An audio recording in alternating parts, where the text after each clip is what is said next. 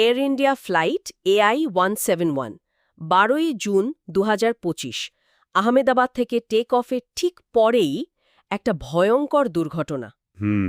আমাদের কাছে দুর্ঘটনার তদন্ত রিপোর্টের কিছু অংশ এসেছে। আজ আমরা চেষ্টা করব এই তথ্যগুলো থেকে মূল ঘটনাটা বুঝতে। অবশ্যই। তখনকার পরিস্থিতি আর তদন্তে কি উঠে আসছে সেগুলোও দেখা দরকার। ঠিক, ঘটনাটা যে কি ভয়ঙ্কর ভাবাই যায় না। লন্ডনের গ্যাটউইক যাচ্ছিল ফ্লাইটটা। হ্যাঁ, আর তাতে যাত্রী আর ক্রু মিলিয়ে ছিলেন 242 জন, বেশিরভাগই ভারতীয় আর ব্রিটিশ, কয়েকজন পর্তুগিজ, একজন ক্যানাডিয়ানও ছিলেন। আর দুঃখের বিষয় হল বিমানের প্রায় সবাই 241 জনই মারা গেছেন। শুধু তাই নয়, বিমানটা যেখানে পড়ল মেগানি নগরে, সেটা একটা মেডিকেল কলেজ হস্টেল। ও, একেবারে দুপুরে লাঞ্চের সময় সেখানে মাটিতেও অন্তত 33 জন প্রাণ হারান।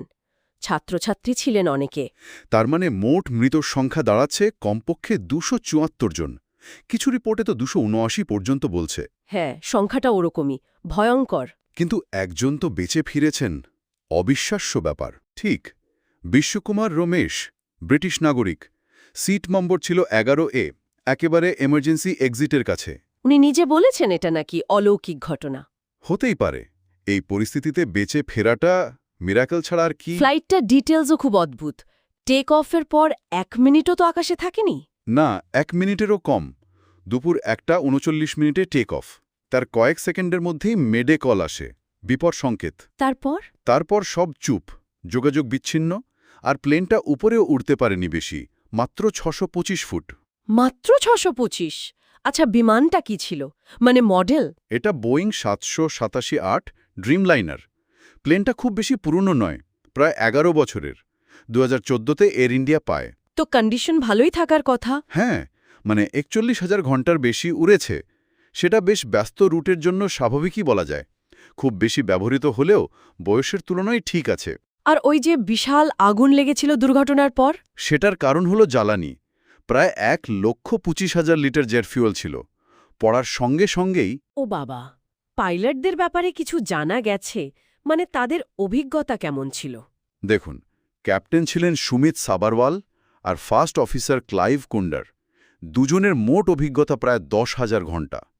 10,000 ঘন্টা? তার তো অভিজ্ঞতা কম ছিল এমনটা বলা যায় না। একদমই না। তাই অনভিজ্ঞতা কারণ হওয়ার সম্ভাবনা কম। হয়তো অন্য কোনো আচমকা সমস্যা হয়েছিল। দুর্ঘটনার মুহূর্তটা তাহলে কেমন ছিল? 1:39-এ টেক অফ, তারপর মেডে কল। হ্যাঁ, আর সিসিটিভি ফুটেজও নাকি দেখা গেছে প্লেনটা যেন ওপরে উঠতেই হিমশিম খাচ্ছে। আর শেষমেশ ওই হোস্টেল বিল্ডিংয়ের ওপর? ঠিক, মেঘানি নগরের ওই মেডিকেল কলেজ হোস্টেলের উপর আছড়ে পড়ল। তদন্তের জন্য তো ব্ল্যাক বক্স খুব জরুরি। ওগুলো পাওয়া গেছে? হ্যাঁ, দুটোই উদ্ধার হয়েছে। ফ্লাইট ডেটা রেকর্ডারটা পাওয়া গেছে 13 জুন। আচ্ছা। আর ককপিট ভয়েস রেকর্ডারটা পাওয়া গেছে 16 জুন। এই দুটো জিনিস কারণটা বুঝতে দারুণ সাহায্য করবে। বিমানের গতি, উচ্চতা, কোনো যান্ত্রিক গোলযোগ ছিল কিনা, আর ককপিটের শেষ মুহূর্তে কি কথা হচ্ছিল সব জানা যাবে। তদন্ত কারা করছে? ভারতের aircraft accident investigation bureau AAIB। তাদের সাহায্য করছে আমেরিকার NTSB, বোয়িং কোম্পানি নিজে, আর ইউকের তদন্তকারী দলও।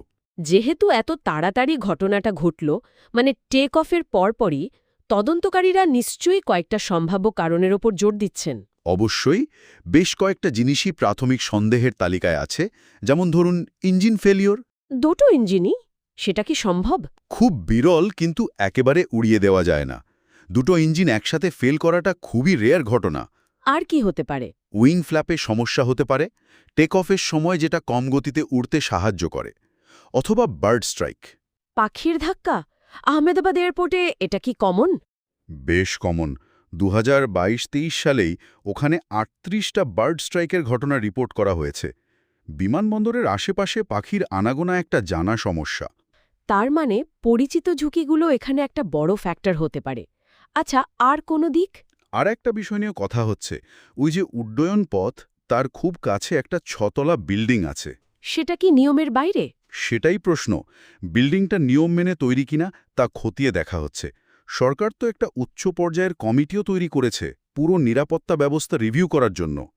দেখা যাক তদন্তে কি বেরোয়, কিন্তু এর পেছনের মানসিক কষ্টটা ভাবলে শিউরে উঠতে হয়। ওই একমাত্র জীবিত ব্যক্তি বিশ্বকুমার রমেশ, হ্যাঁ, ওনার অভিজ্ঞতা ভয়ঙ্কর।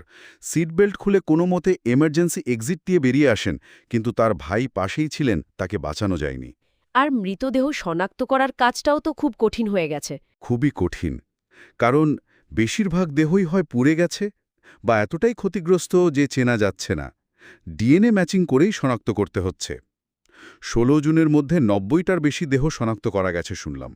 সময় সাপেক্ষ ব্যাপার, পরিবারগুলোর জন্য খুব যন্ত্রণার। নিশ্চয়ই।